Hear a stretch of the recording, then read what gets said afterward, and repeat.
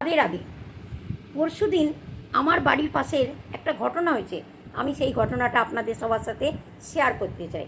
ঘটনাটা হলো এরকম, একজন স্কুল টিচার, তার এক ছেলে এক মেয়ে। মেয়েটা 10 বছরের, মেয়েটা 10 বছরের, ছেলেটা 6 বছরের। মেয়েটার হঠাৎ খুব জ্বর এসেছে। তার মা মেয়েটাকে বলল, আমাদের এখানে সবার দুটো করে দরজা থাকে, একটা জালিওয়ালা দরজা, একটা কাঠের দরজা। তার মা মেয়েটাকে বলল, জালির দরজাটা তুই ভেতর থেকে লক করে নে, আর তুই এই ওষুধপত্র দিয়ে গেছে, তুই ভেতরে শুয়ে আরাম কর। আর বাইরের থেকে এমনি কাঠের দরজাটা লাগিয়ে দিয়েছে। এবার আর দুধ আসবে, দুধওয়ালা আসবে দুধ দিতে। ওর মা স্কুল বেরোনোর পরে দুধওয়ালা দুধ দিতে আসবে। তখন ওর মা বলল, আমি দুধের ডেচকিটা সামনের বাড়ির আন্টির কাছে রেখে দিয়ে যাচ্ছি, সামনের ঘরের আন্টি দুধটা নিয়ে রাখবে, তুই দুধওয়ালা এলে দরজা খুলবি না, তুই উঠবি না, আমি ওকে দিয়ে দিচ্ছি ডেচকিটা। হয়ে গেল। সামনের বাড়িতে, তাদের বাড়িতে সেদিনকে মঙ্গলবার ছিল, সত্যনারায়ণ ও হনুমানজির পুজো হচ্ছিল, সুন্দরকাণ্ডের পুজো হচ্ছিল, অনেক লোকজন ছিল। যাই হোক, কখন দুধওয়ালা এসে দুধ দিয়ে গেছে সেই বাড়ির যে কর্ত্রী সে দেখেননি, সেই জন্য সে জানে না তাদের দুধটা নেয়নি।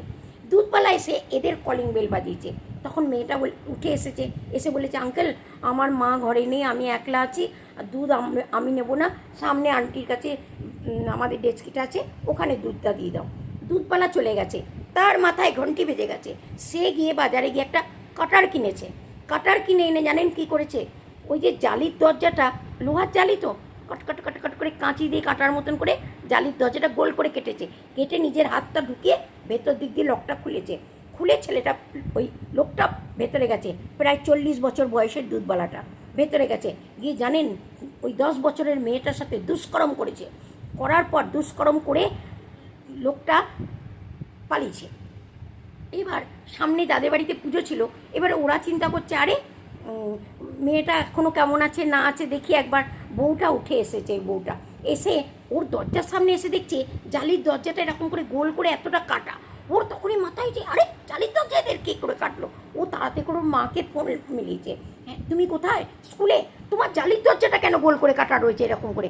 বলছে কি, হ্যাঁ আমার দরজা তো কাটা ছিল না, তুমি তাড়াতাড়ি ঘরের ভেতরে যাও, দেখো আমার মেয়ে আছে, তুমি তাড়াতাড়ি ঘরের ভেতরে যাও। ওই ভদ্রমহিলা যখন ঘরের ভেতরে গেছে, কি দেখছে, মেয়েটা নিচে জমিনের উপরে মাটির উপরে পড়ে আছে, আর রক্ত রক্ত গড়িয়ে চলে যাচ্ছে, মেয়েটা বেহুঁশ পড়ে আছে। বউটা তাড়াতাড়ি করে তার মাকে ফোন করেছে, তুমি যে অবস্থায় আছো তাড়াতাড়ি করে ঘরে এসো। তার মা যখন ঘরে আসে, এসে যখন পুলিশ কল করে, পুলিশ আসে, সেই দুধওয়ালাটা তাড়াতাড়িতে তার নিজের গামছাটা ভুলে রেখে দিয়ে চলে গেছে বিছানার উপরে। ওই গামছাটা ধরে পুলিশ তার বাড়িতে যায়। জানেন মজার কথা কি? মজার কথা হচ্ছে, সেই দুধওয়ালাটা 40 বছরের বুড়োটা ঘরে গিয়ে চান টান করে ঘুমাচ্ছেন বাবু, তাকে পুলিশ ধরে নিয়ে আসে। মেয়েটা এখনও অসুস্থ, মেয়েটা হসপিটালে আছে, এখনও পর্যন্ত মেয়েটা কোনো কথা বলেনি, তার মুখ দিয়ে একটা আওয়াজ বেরোয়নি, কিন্তু মেয়েটা শুধু চোখটা খুলে ওপর দিকে তাকিয়ে রয়েছে, শুধু সে ওপর দিকে তাকিয়ে রয়েছে, এখনও একটা কথা বলেনি। এই 40 বছরের দুধওয়ালাটার কী করা উচিত? আপনাদের সবার কি মনে হয়? আমার মনে হয় যে পুরুষ মানুষরা এই কাণ্ড করছে না, তাদের গুপ্তাঙ্গটাকে কেটে দেওয়া দরকার।